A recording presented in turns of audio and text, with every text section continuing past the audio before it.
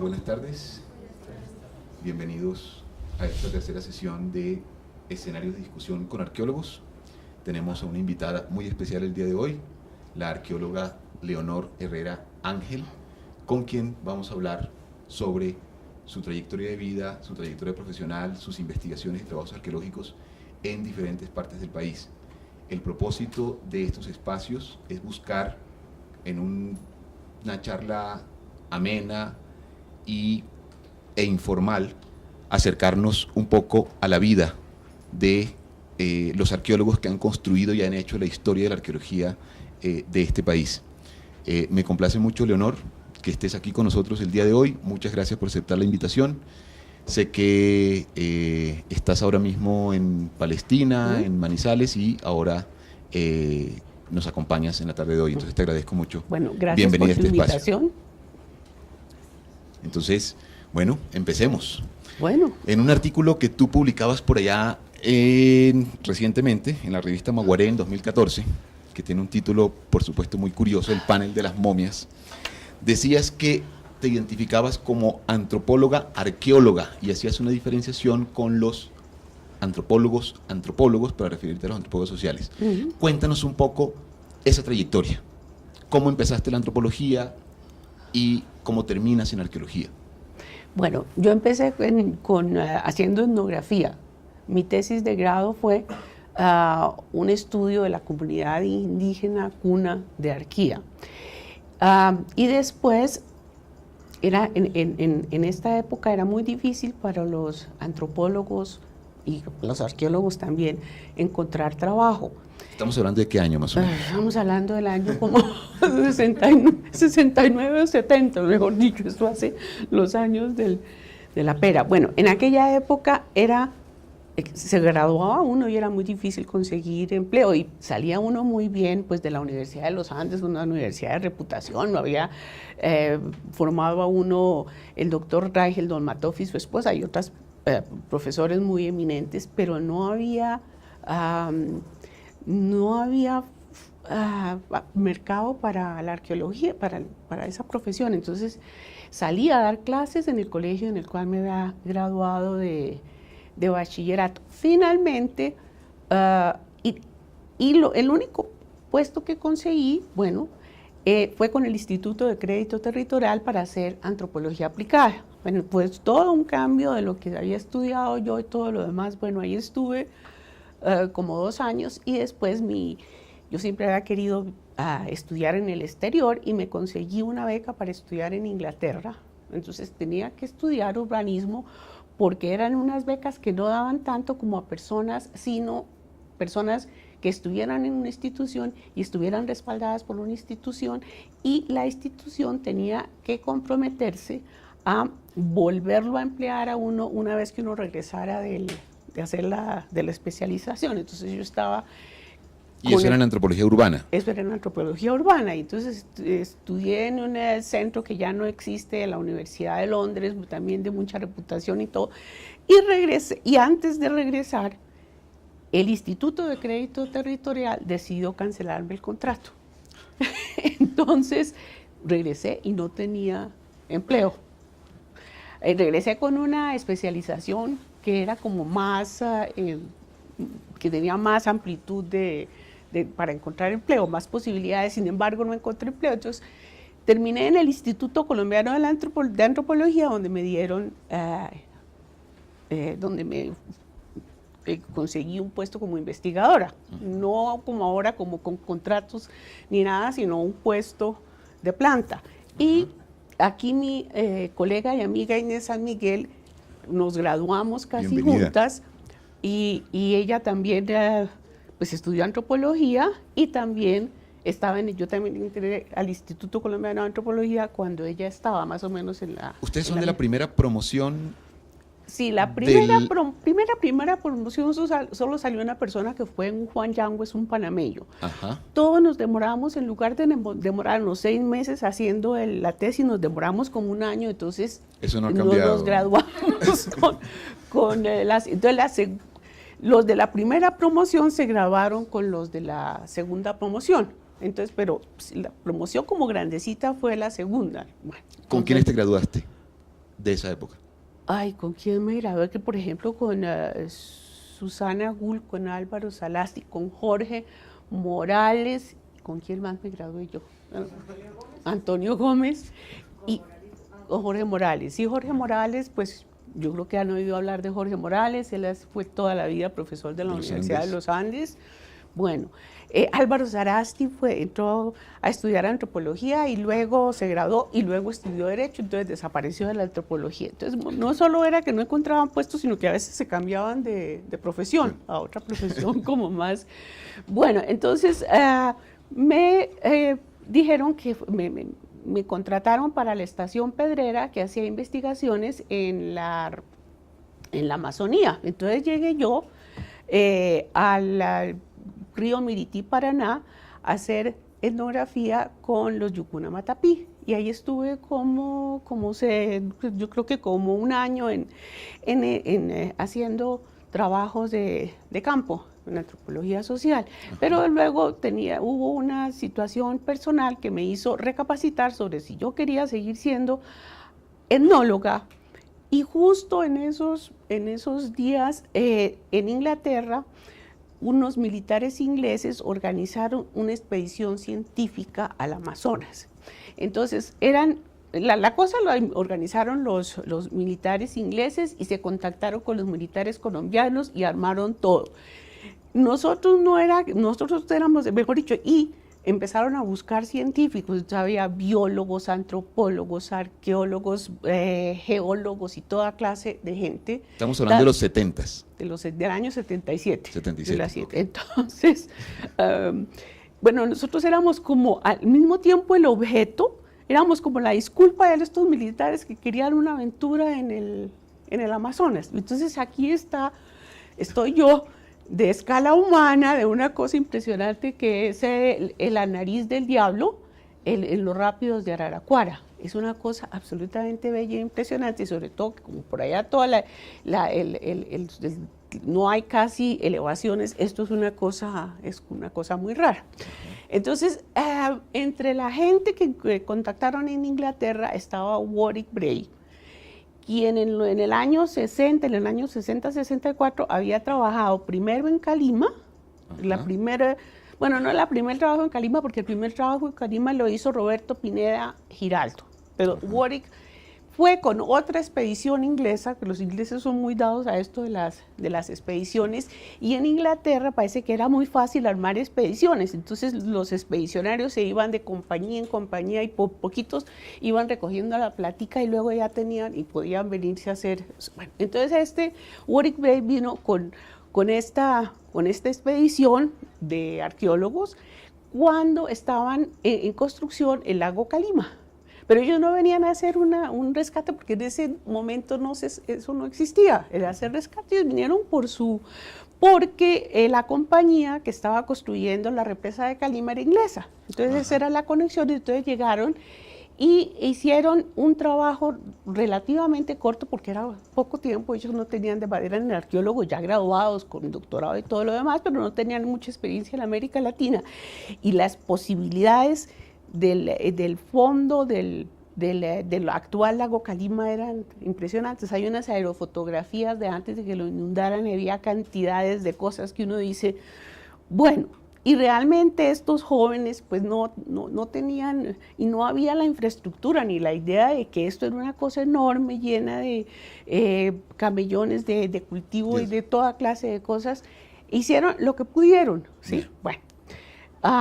Hoy en día eso hubiera sido, mejor dicho, todo una con 30 personas trabajando 10 años y todo, pero esto era en los años 60 y la arqueología de rescate, eso todavía no se conocía, pero hicieron la arqueología de rescate. Luego él estuvo por los lados de Buga, con Edward Mosley, y ya era una cosa mucho más enfocada, y venía él con un problema de investigación. Él quería establecer la cronología de Calima a partir del Valle del Cauca, y era más fácil en el Valle del Cauca porque estuvo trabajando en los barrancos de los ríos, ¿sí?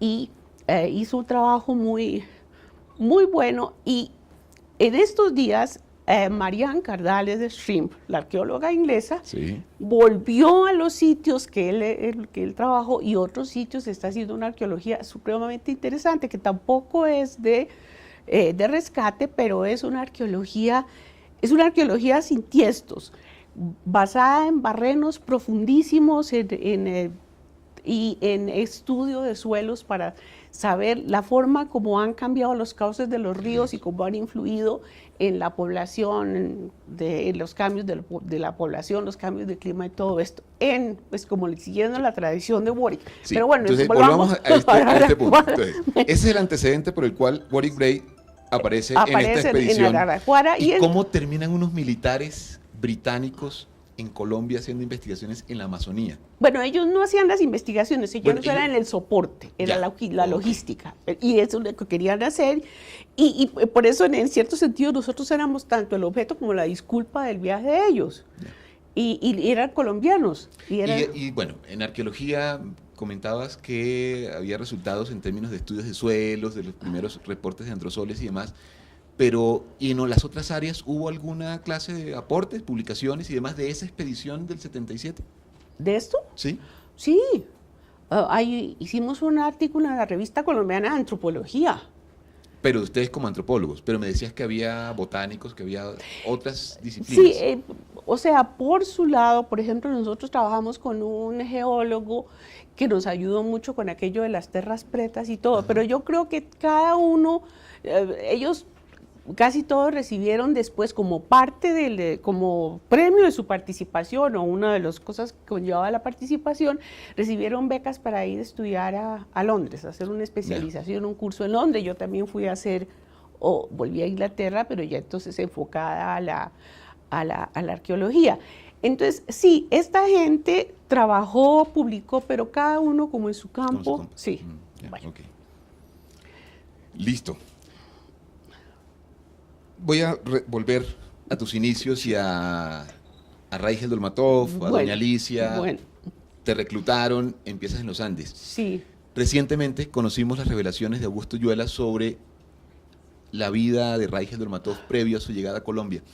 Yo quisiera preguntarte a ti, como alumna que fuiste de Raigel, ¿qué te impactó esa noticia? Al margen de la evaluación que puedes hacer, a ti como alumna de Raigel, ¿cómo te impactó esa noticia? ¿Cómo la tomaste?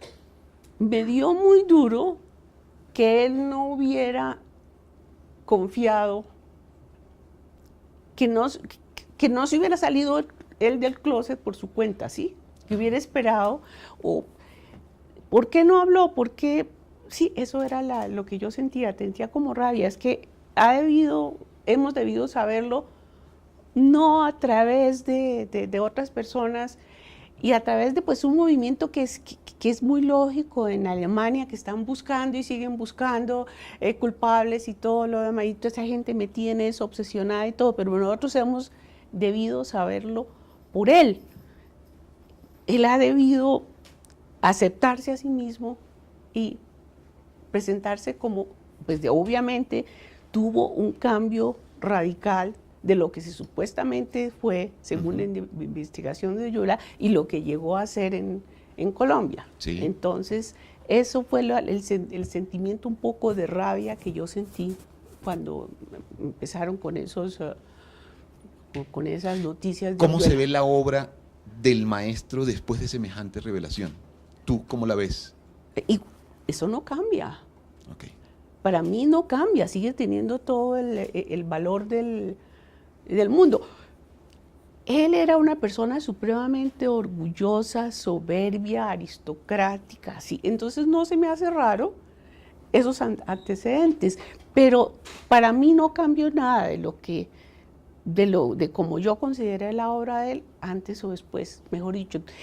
Y es que eso fue una cosa que le pasó, por ejemplo, también a Mircea Eliade, que fuera una antropólogo que trabajaba con mitos famosísimo y también, y cantidades de gente tenían su escondido, que las circunstancias cambian y a veces no pueden sacar estas cosas, pero eso no tiene por qué afectar la percepción que uno tiene de lo que él hizo.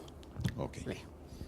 Bueno, una de las características de este conversatorio es permitir la participación del público, entonces vamos a dar paso a la primera ronda de preguntas. Si hay alguien que quiera preguntarle algo a Leonor. Y ya seguimos con la conversación y seguimos con tu historia de vida.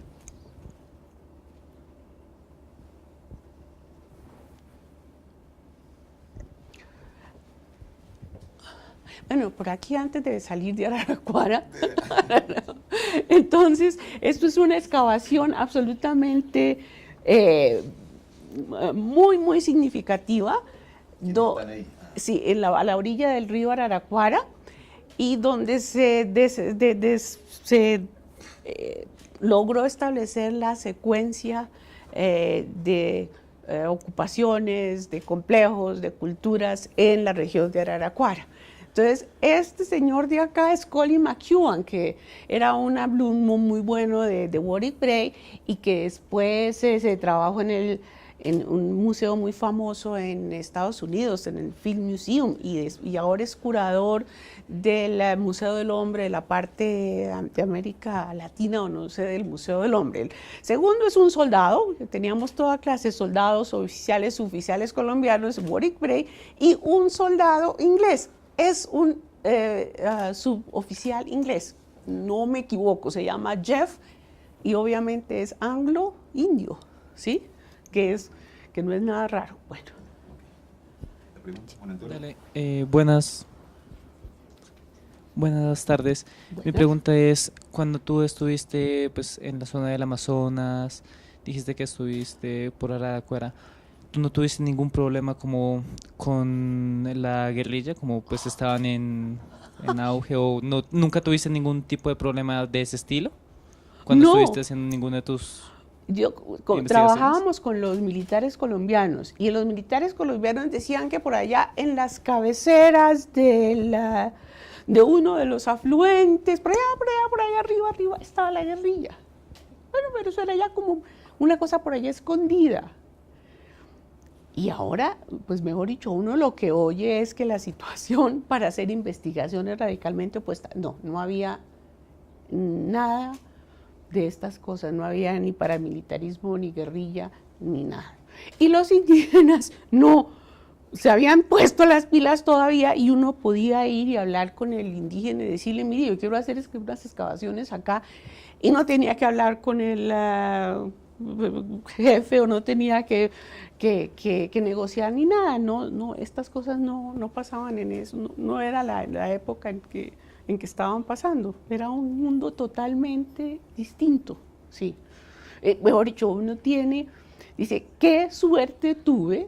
En aquella época en que yo trabajaba con el Instituto Colombiano de Antropología, me podían decir a mí, mire, váyase para cualquier parte, mire, ahí tiene el pasaje en avión, y luego mire a ver con qué se va. Uno podía ir a cualquier parte de Colombia sin tener miedo de nada, o sea, iba, no había miedos, no había barreras, no había peligros.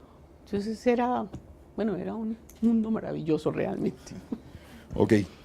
Y de la Amazonía pasas a la región Calima. ¿Qué más hay acá? De la Amazonas, sí. O si quieres contarnos de tu generación, es que hay un grupo de arqueólogos. Bueno, entonces, de regreso primero de Araraquara, y luego de ir a la Universidad de Londres, al Instituto de Arqueología de la Universidad de Londres, yo iba a analizar con Warwick el material cerámico que se había obtenido en Araraquara. Al regreso, a Warwick Bray le propusieron dirigir el proyecto Calima. O sea, esto se inició lo inició un médico suizo que había vivido muchos años en Cali, y era médico, ejercía su profesión en Cali, y se interesaba por la huaquería.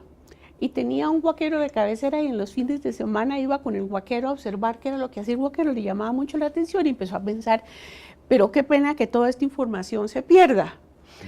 Y volvió a Suiza, o sea, dejó Colombia, se fue a vivir a Suiza, y entonces empezó en la forma como lo hacen los europeos a conseguir aquí y allá con compañías, con fundaciones plata para hacer un proyecto de investigación en la región Calima y contactó primero a Mariana Cardales Shrimp y le ofreció la dirección.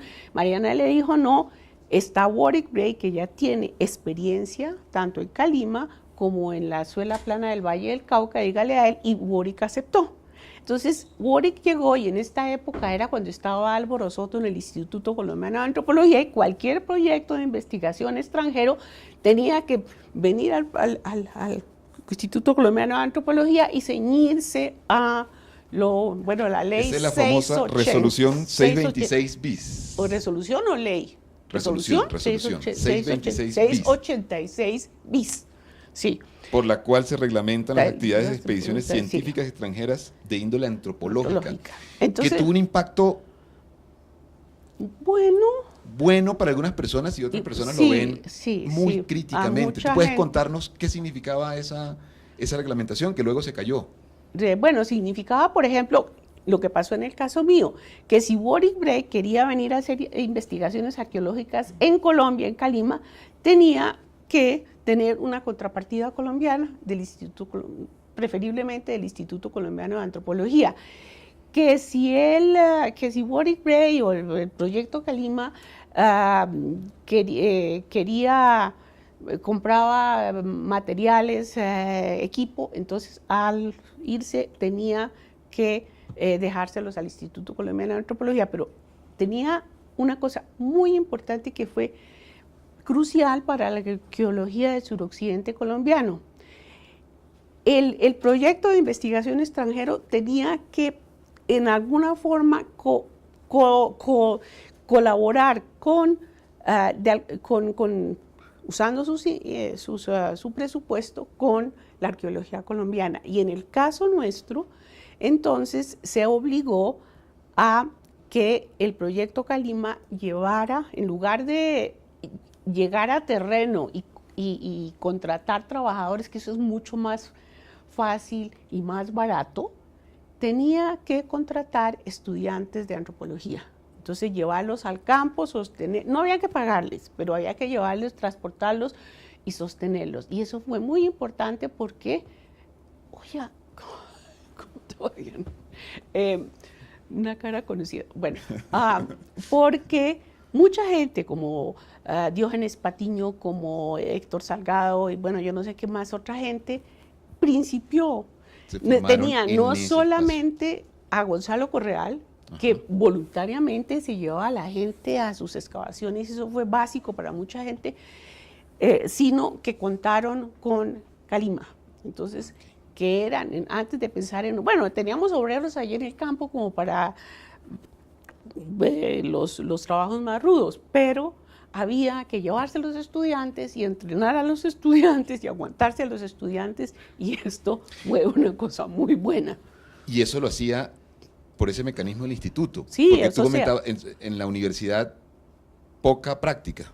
Pues sí, porque fuera de las excavaciones del doctor Correal, pues como no había más forma de práctica. Y entonces eso quedó en un convenio entre el proyecto Calima y el Instituto Colombiano de Antropología, que en cada viaje a terreno había que llevar 4 estudiantes. Bueno. Pero mucha otra gente también vio esa resolución como negativa en términos de que pudo haber alejado otro tipo de misiones porque extranjeras. A veces a Álvaro Soto se le iban las luces, entonces le pedía a un gringo que trajera una avioneta y la dejara, bueno, porque es que necesitaba una avioneta y cosas así por el estilo. Entonces no fue bien manejada en todos los casos, pero yo creo que con Calima dio en el clavo. Por ejemplo, una cosa es que decían, tienen que dejar los equipos, entonces a veces el instituto se llenaba de lo que llamábamos nosotros electrodomésticos viejos, que motores fuera de borda, que palas, que equipo que ya no servía, que tenían por obligación que dejar. Pero cuando lo hicieron en términos de capacitación a la gente fue muy, muy importante. Okay. Sí. Ok. Y tú has estado en varias misiones Bueno, también extranjeras. trabajé con Jean-François Bouchard, Ajá. no en Tumaco, que fue el primer trabajo que él hizo. Después quería ir a trabajar a la región Quimbaya, pero hubo inconvenientes y finalmente no consiguió la financiación que necesitaba y eso se diluyó, lo Quimbaya se diluyó.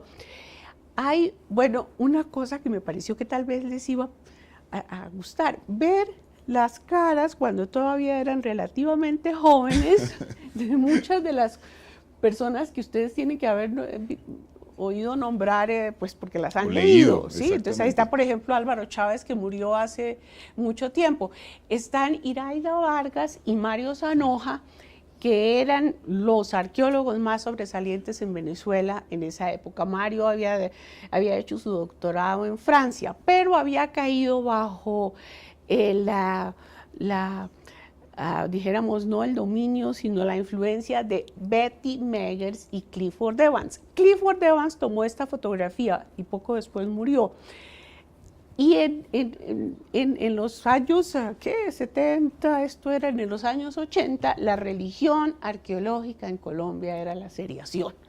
Y Carlos Angulo y Julio César Cubillos y Mario Zanoja y Iraida Vargas eran seriadores.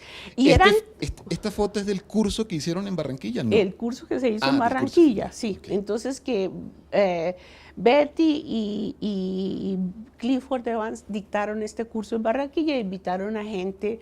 Está Clemencia Plazas, Álvaro Botiva. está la hija Elizabeth, la hija de Raigel, atrás está Mariana.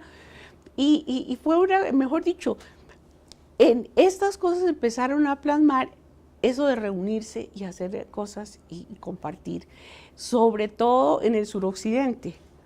Se formó un movimiento de arqueólogos del suroccidente, una cosa totalmente informal, pero empezó a haber como reuniones, simposios del suroccidente. Uno fue en Darién, otro fue en San Agustín. Informal, pero hubo varias de estas reuniones y era algo que no pasaba ni con los arqueólogos, por ejemplo, de la zona Quimbaya, no, ni pasaba tampoco por los lados de la costa, pero los del suroccidente siempre estaban como había mucho más contacto y eran más claros los contactos arqueológicos y más fácil entenderse con la gente. ¿Y desde del dónde? ¿De la suroccidente. Universidad del Cauca?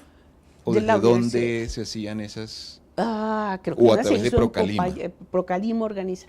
Eran como esfuerzos de varias, que la FIAN, que el Museo del Oro, que el Instituto Colombiano de Antropología, que el Instituto Vallecaucano de Investigaciones Científicas. Eso era muy importante para la arqueología del suroccidente, que existiera el Instituto Vallecaucano de Investigaciones Científicas, porque siempre tuvo arqueólogos y entonces había y había el museo y todo, entonces había ese aglutinante para esta región arqueológica muy amplia y esto fue muy positivo. Esta es una figurita, un vaso antropomorfo de Malagana, pero fíjense ustedes cómo están sentadas las mujeres, esto es de los años 90, cómo están sentadas las mujeres. Clemencia hablaba de su edad que ya tenía 70 años, bueno, yo soy de su misma generación, y al ver esta fotografía, les cuento que yo hoy en día no puedo sentarme así. O sea, imposible, no me puedo sentar. Éramos muy jóvenes y aparentemente podíamos, pero impresionante la postura. Bueno, sí. Muy Entonces bien. este fue uno de esas ocasiones. Adelante. Bueno, y esta fue otra. De estos mismos encuentros que tú mencionas. Entonces coincidió con una visita de Betty J. Meggers que venía con bastante frecuencia. Y este peludo aquí es Carlos Armando Rodríguez. Yo no sé si ustedes lo han. Y después Julio César Cubillos, Betty J. Meggers. Y en el extremo estaba el doctor Manuel Patiño, que era el director del INCIBA, que era un sabio. Y que él escribía de botánica, de historia de la botánica, y era una persona muy importante, un poquito raro como director para los arqueólogos a ratos, pero era... ¿Pero entendía a los arqueólogos? Sí, claro, entendía. Mejor dicho, era un científico, entonces él entendía lo que es ciencia. Después el INCIBA sobre todo en los años recientes, tiene unos directores que nada que ver, que salen de la política o de quién sabe dónde, pero él era una persona que entendía, si bien no era arqueólogo, entendía que esto era, que era la investigación científica y apoyaba. Entonces, bueno. Se nos va quedando corto el tiempo. Uy, sí. Otra ronda de preguntas de nuestro público. ¿Qué horas son? Wow.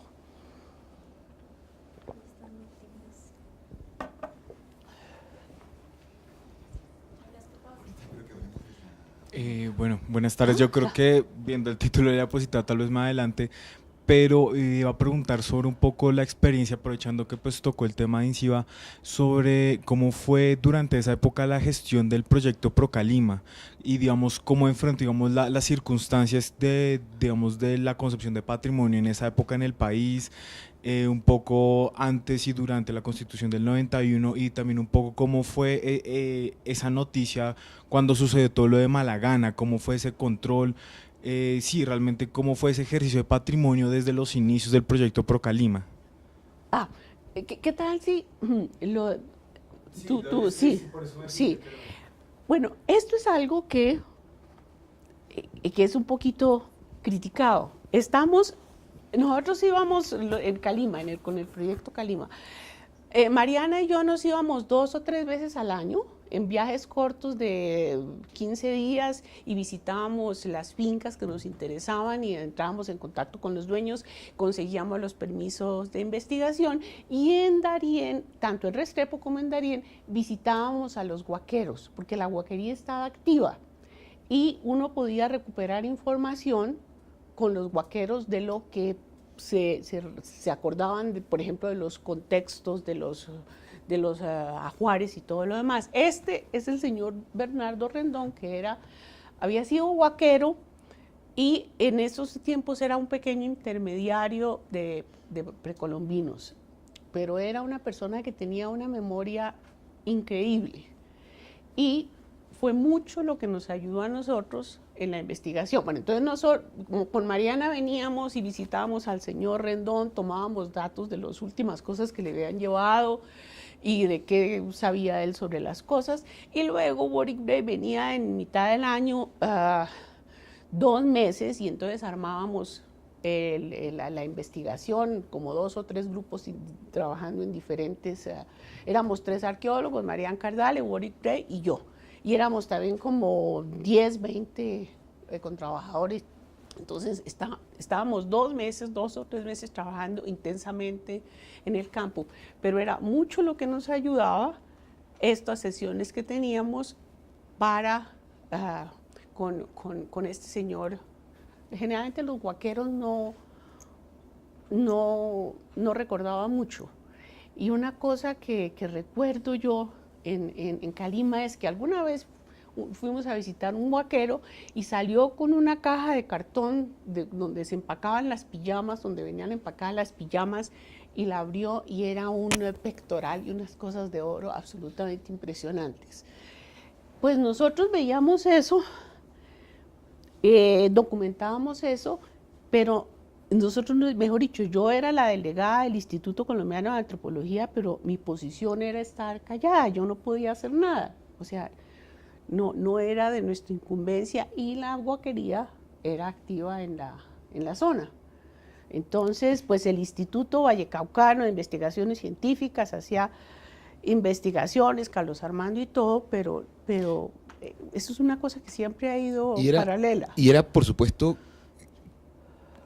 es criticado ahora. Sí, yo todavía recuerdo mediados de los 90s de ir a proyectos de arqueología con huaquero incluido, es decir, el huaquero iba y mostraba sitios y hacía como una especie de visita o de reconocimiento guiado para localizar cierta clase de sitios. Los huaqueros eran muy útiles y entre aislarlos y dejar que los datos se perdieran, pues era preferible utilizar. ¿Hoy cómo ves eso? Pues hoy yo estoy trabajando en una zona donde la huaquería es cuestión del pasado, más bien. Entonces no sé cómo será la cuestión ahora. Debe ser un poco más complicada. Para Malagana, por ejemplo, teníamos, el señor Rendón fue a trabajar, a excavar así como auxiliar raso, y para la gente del INCIBA trabajaba otro guaquero que era de Darién. Entonces había el guaquero de Procalima y el guaquero del INCIBA. Y recibían sueldo y no podían quedarse con nada. Bueno, entonces ellos sabían en lo que estaban. Ok. Bueno, No, ¿qué? adelante. Bueno, por allá Estás en el ICANN cuando estoy en el aparece ICANN. esto. Yo estoy en el ICANN cuando aparece esto, pero esto era un secreto de Estado entre Soto y la gente de la estación. El Galeón San José de la Sí, época. eso, sin nada, no se sabía. Mejor dicho, eso eran allá ellos, y eso lo manejaban ellos. Y bueno, una cosa chistosa es que sacaron unas muestras de carbón 14, para datación de carbón 14 y se la pasaron a la FIAN, anónimas o con seudónimo para que nadie se enterara de todo. Bueno. Hay Entonces, cosas que no cambian, que son cíclicas, sí. por lo que vemos. Bueno, resulta que, bueno, esto primero estaba Soto, luego lo tomó la Fundación Cultura Tayrona y llegó un momento en que la Fundación Cultura Tayrona desapareció y de golpe, estando Roberto Pineda Giraldo como director, del ICANN, siendo presidente Belisario Betancur, decidieron devolverle al ICANN a Ciudad Perdida. Allá había un montaje que era, pues, de una vez que restauraron el sitio, había que mantenerlo custodiado. Entonces había pues un destacamento de policía viviendo en Ciudad Perdida, subían los turistas, cuidaban a los turistas y todo. De golpe le botaron esta papa caliente al ICANN y Roberto Pineda Giraldo dijo, entonces todos los arqueólogos del ICANN van a tener que empezar a turnarse a irse a Ciudad Perdida. Y empezó a mandar a la gente, teníamos que irnos por 40 días a Ciudad Perdida. A la Manigua.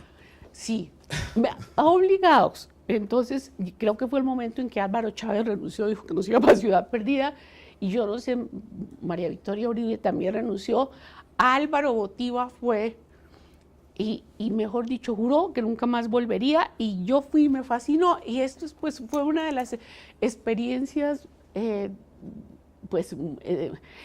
uno de los sitios mágicos que yo he conocido. Después, entonces, empecé a trabajar. ¿Eso fue antes de que fueran ya Roberto Lleras, los estudiantes de los Andes, o esta es la misma época? Es la misma época. Ok. Roberto Lleras también trabajaba en el ICANN y también le tocó ir allá a trabajos forzados a Ciudad Perdida. Entonces, pero bueno, después entonces yo organicé un proyecto de investigación con un belga, pero el belga finalmente no le dieron la financiación en Bélgica, entonces eso también alcanzamos a hacer unas excavaciones en un sitio satélite de Ciudad Perdida. Bueno, y este es uno de los últimos trabajos de Procalima. Estábamos en este momento trabajando los dos sitios precerámicos. Me imagino que ustedes deben haber sabido el Recreo y Sausalito. Entonces, esta fue el momento en que estábamos haciendo esa investigación en Darién, que fue la última investigación que hizo Procalima, así como de grupo grande. Procalima sigue como fundación, pero realmente las investigaciones ahora están por el lado de Toro, por otro lado, ya no tanto en Calima. Entonces está la gente conocida, Warwick Bray, Marian Cardale, Cristina Moreno, que fue la directora del Centro de Museos de la Universidad de Caldas hasta hace poco. Y bueno.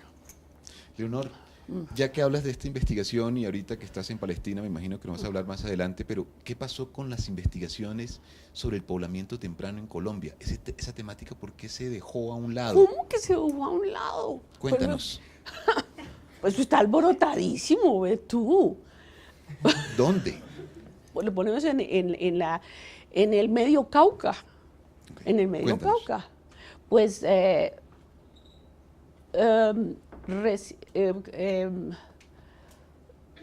Carlos López y Marta Cano están en este momento. Carlos López es el director del Departamento de Antropología de la Universidad Tecnológica de Pereira. Bueno, y él hizo su doctorado con Tony Ranier. Tony Ranier, un gringo que ha trabajado en Panamá y en Colombia. Y recientemente Tony Ranier montó un proyecto de investigación en Pereira. Carlos ha estado supremamente activo en esto. Ok. Y hace poco publicamos como una chorrera de autores. Y organizaron el simposio Hombre Temprano también hace un par Sí, de años, sí, tal vez. sí, en que ese esto contexto. fue en Pereira. En Pereira, Y después de eso salió en Quaternary International un artículo que resume una cantidad de fechas en Colombia. Carlos Restrepo trabaja con Autopistas del Café y también ha trabajado sitios tempranos, y nosotros tenemos cantidades de sitios tempranos. No, ustedes tienen, lo que pasa es que tienen que ponerse al día porque la cosa está No, muy A interesante ver, en son, eso. son esfuerzos aislados, pero digamos como un programa de investigaciones que se piense en Bueno, términos de país. Aceituno. Exacto, hay un Sí, núcleo sí, básico trabajando en sí. esa zona, pero por ejemplo en el caso del gente- altiplano cundiboyacense, el tema, No, el tema ya aquí ya no, como que después de Gonzalo Correal y María Pinto y Exactamente. Ana María Grot, como que se... Pero en, Bueno. en esta parte del país, en la parte de Antioquia, Caldas y Risaralda, la cosa está Ok. muy viva. Ay, llegamos a Malagana. ay, ya casi. Ah, no, ay, primero, ay, esta fue mi primera, y creo que es mi primera y única asada que yo he excavado, una asada precerámica. Yo compartí la emoción de Héctor Salgado cuando estudió el primer sitio precerámico en Calima. Porque con el ICANN me mandaron a mí le mandaban a uno a supervisar la excavación entonces uno iba allá y bueno, se enteraba. Y él estaba sacando unas piedras como raras por allá en un suelo, estas piedras tan raras y sin cerámica, ¿no? Entonces me dijo, mire, yo saqué una muestra de carbón 14, ¿usted por qué no se la lleva al doctor Duque? Entonces yo vine y presenté la muestra al doctor Duque y pues, el doctor Duque se emocionó mucho, como que estas unas piedras rarísimas, que eso no es piedra, ¿qué es eso? Y bueno, salió una fecha precerámica, entonces ahí empezó Después fue que en Calima nosotros hicimos las excavaciones del Recreo de Sausalito. Este es el sitio del Recreo y esa es mi excavación y esa es la asada que me salió a mí. Pensándolo bien, yo sigo encontrando, pero yo no volví a excavar asadas. Están excavándola en Palestina, donde yo estoy trabajando ahora. Eso hay mejor dicho, cantidades de asadas. Eso Sí, tenemos que tener tiempo para que nos cuentes lo que hay en Palestina. Bueno, y esto fue una investigación de salvamento. Fue una de las investigaciones chiquitas que después hizo Procalima. Era de ajuares que se encontraban en tumbas inundadas en la región de Darién, por el lago Calima. Por estar inundadas se conservaban las maderas y las sacamos. Y aquí estamos con un grupo de estudiantes de la carrera de conservación. Esto era la Gran Colombia. ¿Dónde era que estaba la carrera? Primero estaba en el Instituto de Cultura. En Colcultura, sí. Y después Luego pasa acá, a esta universidad, al externado. Al externado. Entonces Sí. eran del externado. Eran del externado, Bueno, entonces era seguramente. gente del externado.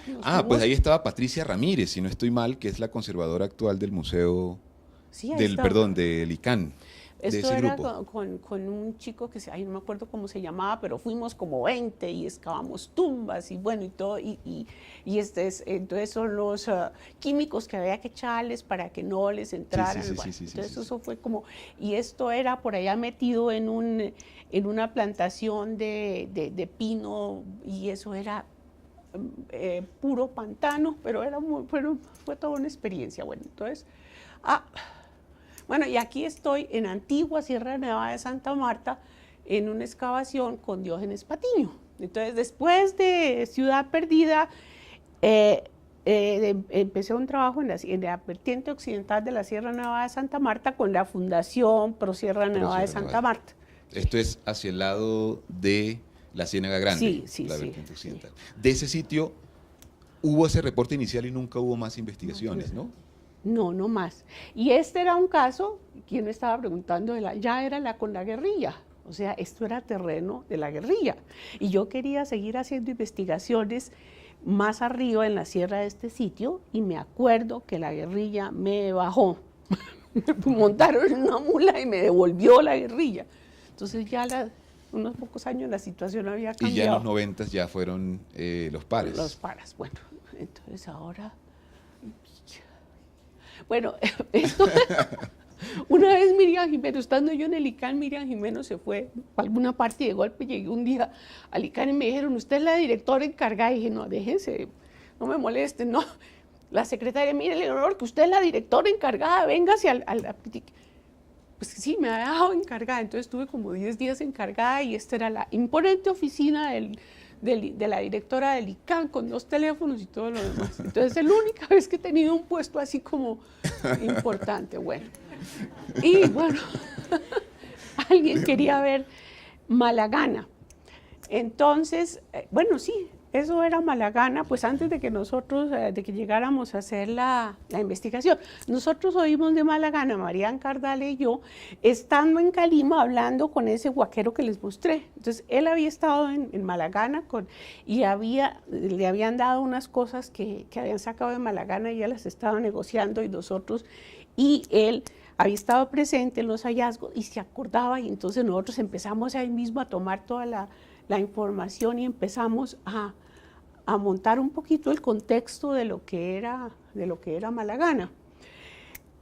Pero ya habiendo sido saqueado y habiendo saqueado, sí, eso principio en 1992 se supone que el bulldozer o se hundió el bulldozer y en una tumba él sacó las cosas de oro y salió disparado y no se volvió a saber de él.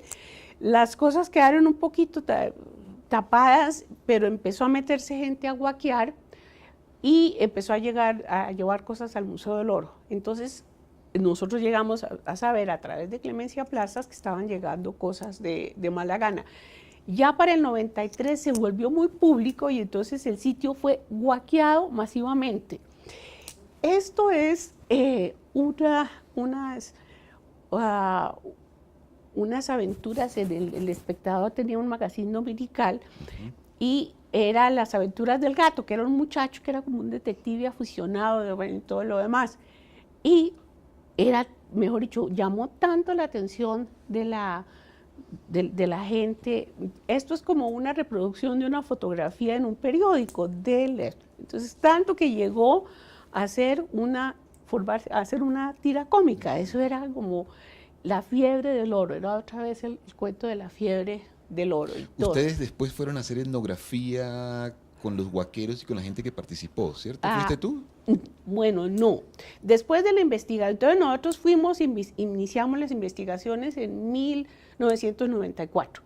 Ya había pasado la guaquería y ya estaba más calmado. Cada rato pasaban el Ingenio Providencia, pasaba con bulldozers, tapaba las excavaciones de los guaqueros. Y llegamos nosotros en el año 94 a hacer excavaciones custodiados por un batallón o una división del ejército. Bueno, entonces, ¿qué fue lo que me preguntaste? Sobre las historias que hubo posteriores a esa. Una de nuestras auxiliares, una antropóloga, se llamaba Alejandra Ramírez. Ella después la contrató, primero el Museo del Oro y después no sé qué otra entidad, a que volviera al Bolo, la comunidad que había guaqueado, para mostrarle a la gente el producto de la investigación que nosotros habíamos hecho para socializar la investigación. Entonces, ella estuvo varios meses trabajando con los niños, con los profesores, contándole a la gente, haciendo actividades y al mismo tiempo recogió historias de la gente del Bolo que había guaqueado en Malagana. Entonces después, Mariana, Alejandra y yo sacamos un artículo sobre los resultados de esas entrevistas y el mundo alucinante que se formó alrededor, todos los mitos, que hubo violencia, muerte, tragedias y todo esto. Esto está fuimos a un congreso y lo publicó Diógenes Patillo en una cosa que es de patrimonio, no sé qué, si alguien está interesado, yo lo estaba leyendo, porque coincidencialmente tengo una conferencia sobre Malagana en Palmira la semana entrante, entonces todas estas cosas las estoy volviendo a sentir. Bueno, entonces esto era la minga de Malagana. La minga de Malagana fue básicamente una idea de Marián Cardale de Schrimm. Resulta que teníamos que tratar de salvar algo rescatar algo de todo lo que se había perdido con la huaquería, pero los recursos no eran muchos. Entonces Mariana dijo, si cada arqueólogo del suroccidente da una semana o 15 días de su tiempo, le metemos el diente a esto. Entonces se alborotó todo el mundo, los arqueólogos y todos dijeron sí, todos colaboramos. Entonces la Fundación de Investigaciones Arqueológicas Nacionales, el Instituto Colombiano de Antropología, el Ministerio de Cultura, el Instituto Vallecaucano de Investigaciones Científicas, el Museo del Oro, todos colaboraron y se montó la investigación que se llamó La Minga de Malagana. Claro que era una buena idea y vino la gente y trabajó, pero una investigación no se mantiene con minga. Llegó un momento en que ya no había gente para minga y nos tocó pues a nosotros, a Marian Cardale, a Carlos Armando Rodríguez y a mí pues pasar allá 6 meses trabajando. Yeah. Tenemos aquí hasta bien guambianos. Este era un guambiano, Cruz Troches, una inglesa, Fiona Rowe, que había hecho láminas delgadas de la cerámica de Calima. Esta es Alejandra, la chica que hizo después el trabajo de socialización Ajá. con la comunidad del Bolo. Bueno, y un soldado, porque tenía algunos de los soldados. Esta es Sandra Mendoza. Sandra Mendoza, que trabajaban con el Museo del Oro. Bueno, bien. Ay, ¿qué pasó?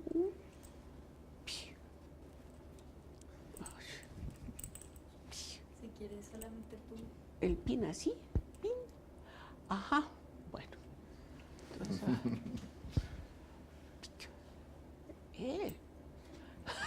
bueno, este es otro, la historieta, uno de los personajes de la historieta es una arqueóloga que vive en las torres del parque.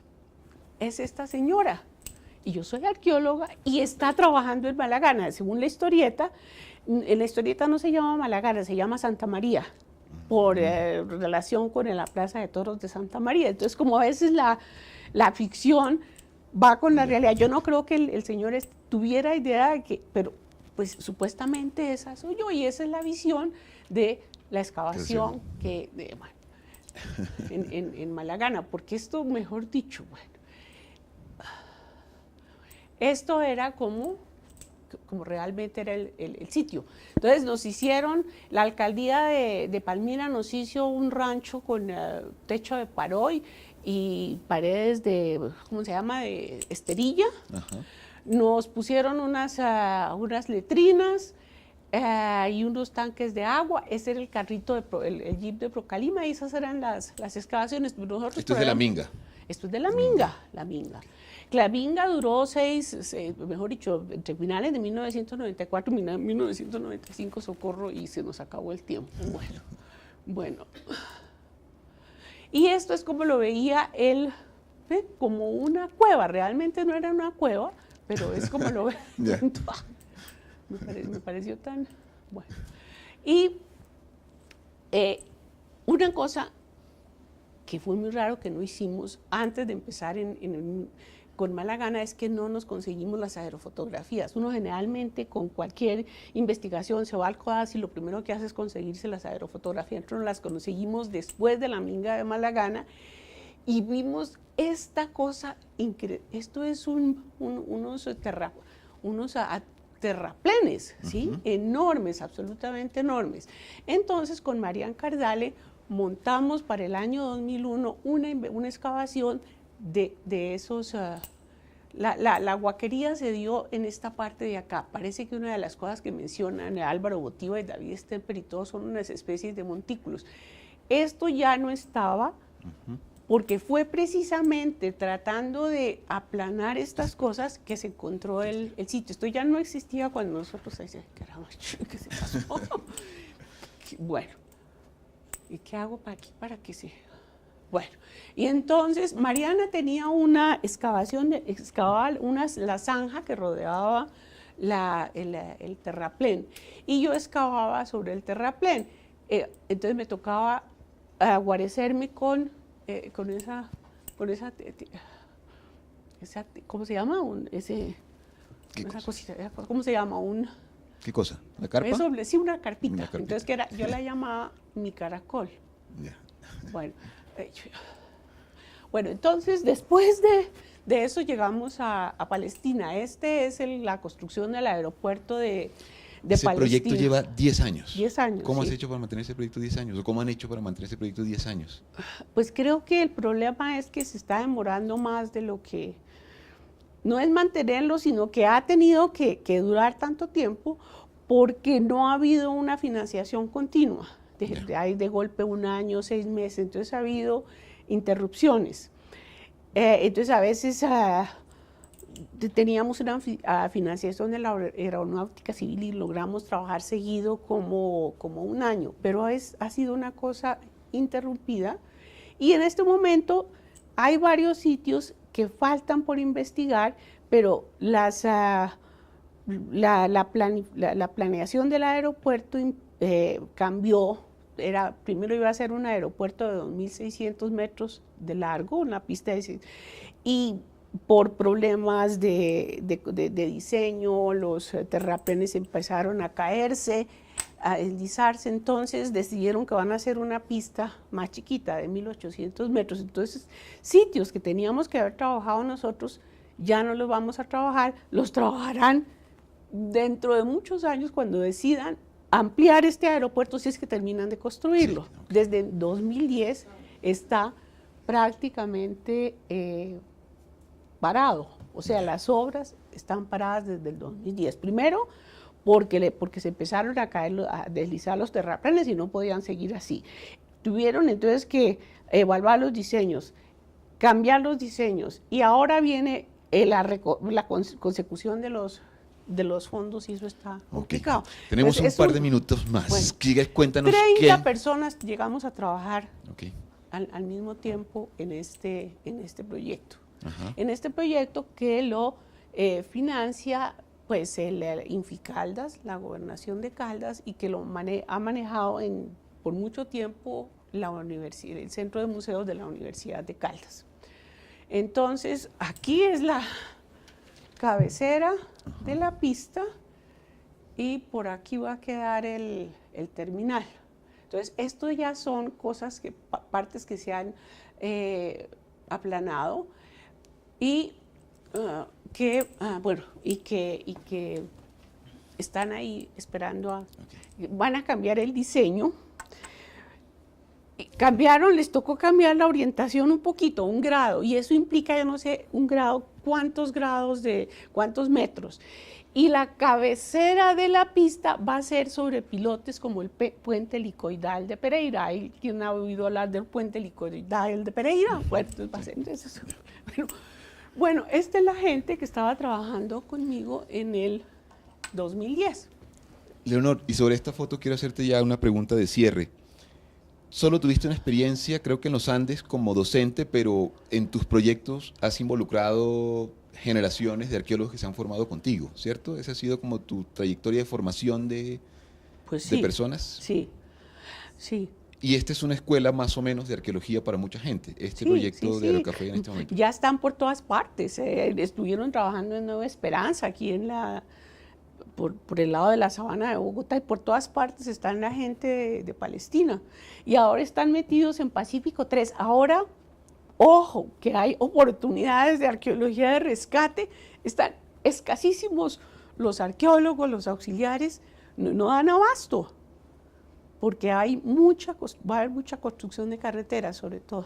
Construcción de carreteras, por oye, supuesto. tu pregunta quedó... Bueno, entonces dale.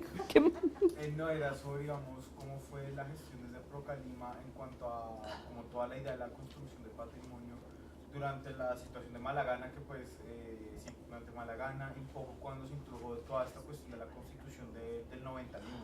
O sea, cómo llegó como esos cambios legales en cuanto a gestión de patrimonio desde Procalima. Pues creo que nosotros ya hacia el 1991 ya no estábamos muy activos. 1987 fue el último trabajo grande de investigación que hizo Procalima. En el Instituto Colombiano de Antropología, Álvaro Botiva estuvo muy metido en esto, en lo de la en lo de la Constitución y que salieran estos dos artículos importantes para la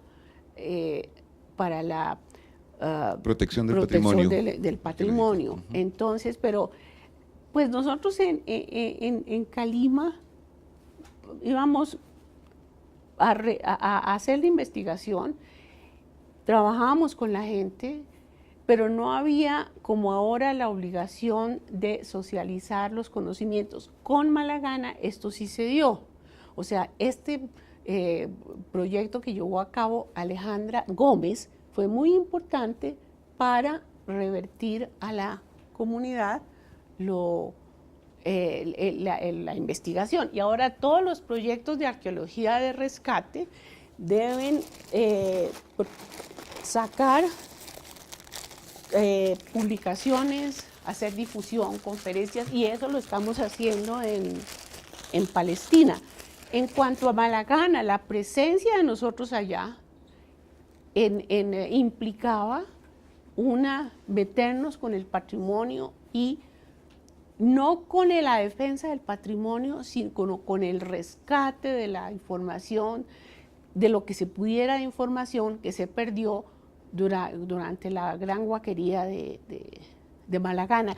Y no es que la gente, no es que las instituciones se hubieran volteado no, el ejército, la policía, el INCIBA, el ICANN, todos estuvieron tratando de hacer, mandaron a David Stemper, a Álvaro Botiva y a Álvaro Forero a Malagana a excavar y les tocó salirse. Mejor dicho, aguantaron como 10 días, pero es que estaban en peligro.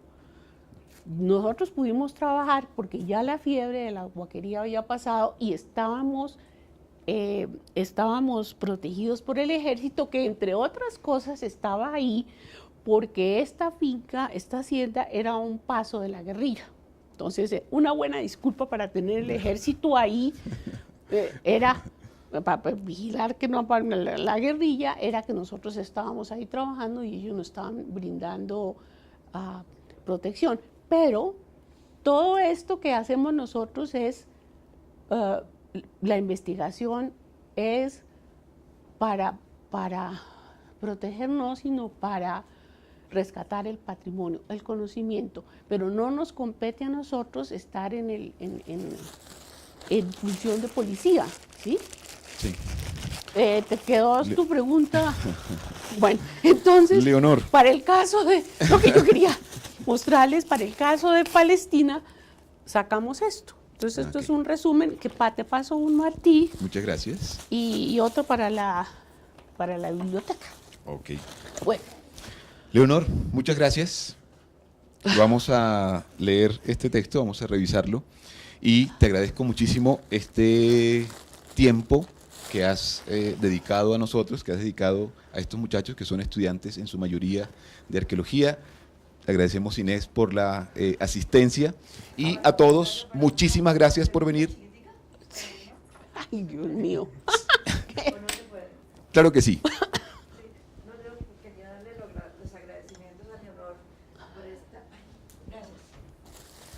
Quiero darle los agradecimientos a Leonor por esta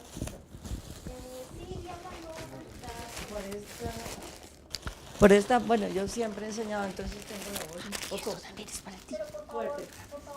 Muchas gracias, Leonor, por esta magnífica introducción sobre todo aquí a los estudiantes tan jóvenes. Qué maravilla que todos ellos hayan venido tan interesados en oírte por estos 50 años de la investigación arqueológica en Colombia. Ya que yo creo que en Colombia fue una magnífica oportunidad que Alicia y Gerardo Raigel Dolmatov hubieran fundado el Departamento de Antropología del cual tú eres una brillante alumna, ya que tú fuiste también la pionera, o sea, fuiste la fundadora de los Andes, habiendo comenzado tus estudios en el primer año yo los comencé en el segundo, sí, en el año 64. Sí. Quería decirte si nos contaras así muy rápidamente como una anécdota de tu vida, ya que esto es un conversatorio en el cual tuvieras sentido, porque uno haciendo trabajos, uno de momento dice, uy, pero qué diablos estoy haciendo aquí, me estoy aquí gastando la vida en nada, pero también tiene momentos muy satisfactorios y muy felices, alguna vez en la cual tú hayas sentido, uy, qué maravilla, dediqué mi vida a la arqueología. Algo extraordinario que te hubiera pasado. Yo creo que Malagana fue ese caso, porque estábamos allá metidos un grupo de gente entre un cañaduzal en medio de la nada, trabajando todo el día como unos burros y compartiendo. Entonces, mejor dicho, uno comía con la gente, se iba a acostar, las mujeres en un cuarto, los hombres en otro, estaba todo el día con un grupo de gente. Y esto era todo un contraste con relación al Instituto Colombiano de Antropología, donde uno trabajaba en una oficina que había sido la celda de un prisionero alguna vez. Entonces era una cosa supremamente social. Entonces eso es, mejor dicho, uno de los recuerdos más impactantes de mi vida, estos 6 meses que pasé en la minga de Malagana. Sí. Bueno, Leonor, muchísimas gracias. Les pido a todos un aplauso para Leonor Herrera.